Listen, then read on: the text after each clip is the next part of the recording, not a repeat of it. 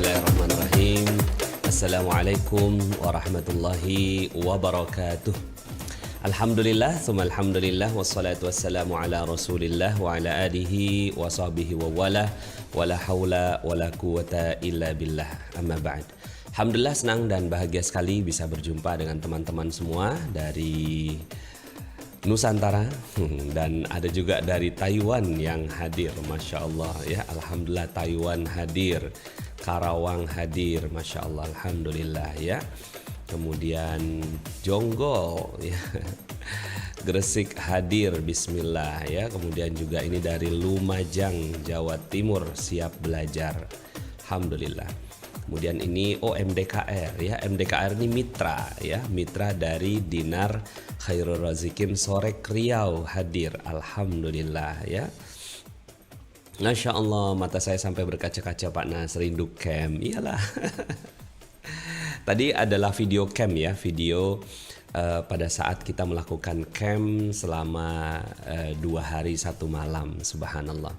Depok, Bengkulu, Wonosobo, subhanallah, saya udah nggak bisa catch up lagi. Makassar gabung, Samarinda, Lampung, Siak, alhamdulillah. Senang sekali ya, semua bisa hadir membersamai kita di kesempatan pagi hari yang cerah ini.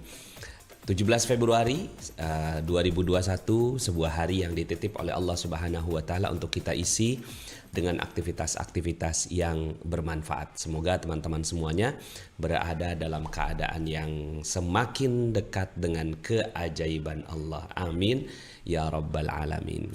Oke, teman-teman semuanya, pada kesempatan kali ini kita akan membahas tentang mindset Muslim, tentang uang dan penjagaan kekayaan atau uang dan kekayaan ya. Oke ya, langsung to the point kita ya bahas ini. Mari sama-sama kita bacakan Al-Fatihah ya. Semoga dengan pembacaan suratul Fatihah ini, apa yang kita bahas kali ini menjadi pahala yang berlipat ganda di sisi Allah Subhanahu wa taala, dan semoga juga pahalanya mengalir kepada kedua orang tua kita, kepada mertua kita, kepada anak-anak kita menjadi anak-anak yang soleh-solehah, kemudian juga kepada guru-guru kita yang telah mengajarkan kebaikan kepada kita semua, dan kepada semua orang yang telah memberikan andil kebaikan bagi kita ya, yang kita kenal maupun tidak kita kenal. Kita kirimkan Al-Fatihah ini ya. Kemudian juga sambung menyambung kepada para ulama sampai kepada Rasulullah sallallahu alaihi wasallam. Al-hadhihi niyah wa ala kulli niyatin shalih Al-Fatihah. A'udzu billahi minasyaitonir rajim. Bismillahirrahmanirrahim. Alhamdulillahirabbil alamin arrahmanir rahim maliki yaumiddin. Iyyaka na'budu wa iyyaka nasta'in. Ihdinas siratal mustaqim. Siratal ladzina an'amta 'alaihim ghairil maghdubi 'alaihim waladdallin. Amin amin ya rabbal alamin. Rabbi zidni ilman warzuqni fahman. Oke, terima kasih yang sudah hadir 564 pada saat ini dan terus bertambah.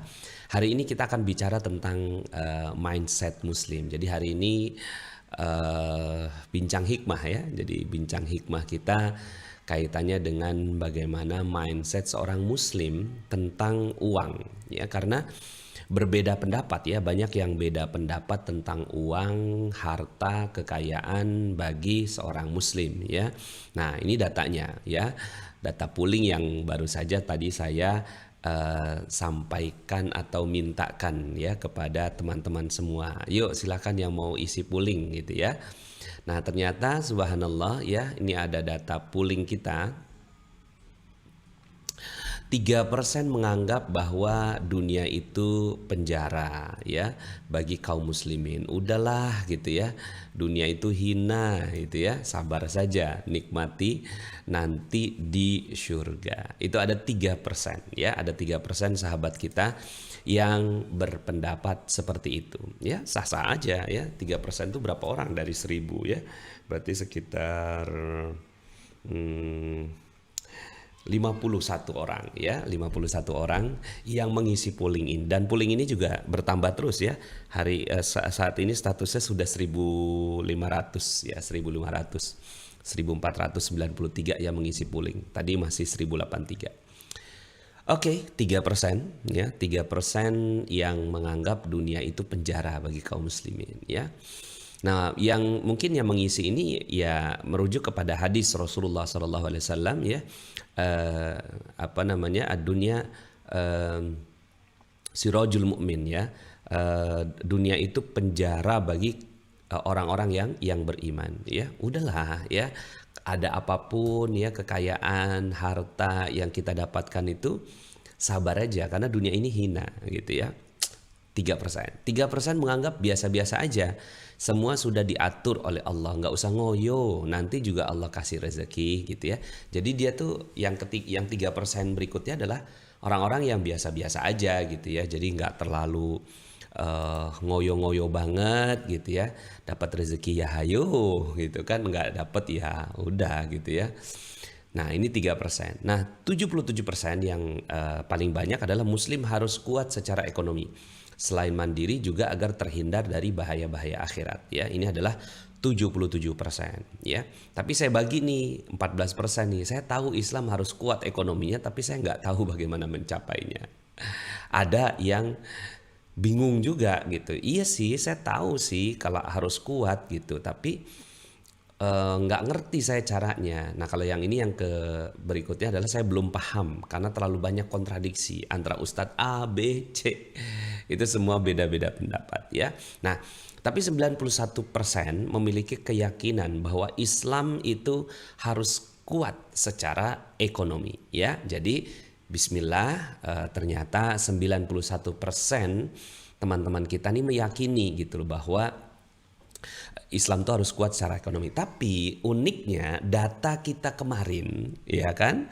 Data kita kemarin itu yang bincang hikmah minggu lalu, ya, data polling kita menunjukkan bahwa 81%, nah unik nih gitu ya. 91% yakin bahwa Islam tuh harus kuat gitu kan. Tapi gitu 90 sebentar. Tadi mana ya? 91% ya. Nah, ini 81% di sini ya. Jadi uniknya tadi data polling tadi 91% itu menganggap bahwa Islam tuh harus kuat gitu. Tapi polling yang barusan gitu ya, polling yang minggu lalu gitu, 81% itu belum lunas gitu. Jadi kontradiktif ya. Kita pengen banget gitu, pengen banget lunas amanah gitu ya, pengen banget kuat secara ekonomi, tapi gitu ada tapinya tuh ya. Mana tadi file saya ya? Tapi saya gitu ya, nah ini ya. Jadi 91% pengen Islamnya kuat, tapi 81% itu berada dalam kondisi ekonomi yang tidak baik-baik saja ya. Tapi it's okay lah, artinya ada sebuah keinginan ya yang baik. Nah, yang 9% adalah pendapat yang sedikit banyak menggambarkan tentang kehati-hatian ya, itu juga bagus ya. Nah, sekarang tinggal bagaimana kita merapihkan gitu ya. Ada gap yang sangat besar antara keinginan dan realita ya. Keinginannya Islam kuat, realitanya gitu ya, ternyata kita berada dalam kondisi yang tidak baik-baik saja. Nah, makanya materi ini penting gitu ya. Sumber dari segalanya itu adalah karena mindset kita yang nggak tepat terhadap uang dan kekayaan. Yuk kita bahas ya. Oke, nah pooling tadi itu juga sesuai dengan data ekonomi umat ya. Data ekonomi umat ya, bahwa kekayaan Umar bin Khattab radhiyallahu anhu itu sampai mewariskan 70.000 properti gitu kan. Cash flow per bulannya itu sekian-sekian. Jadi lebih kurangnya pendapatannya Umar bin Khattab itu adalah 233 miliar per bulan. Beda tipis sama kita ya kan. Kalau Umar kan 233 miliar gitu kan. Nah, kalau di kita 2.330.000. beda nol aja ya.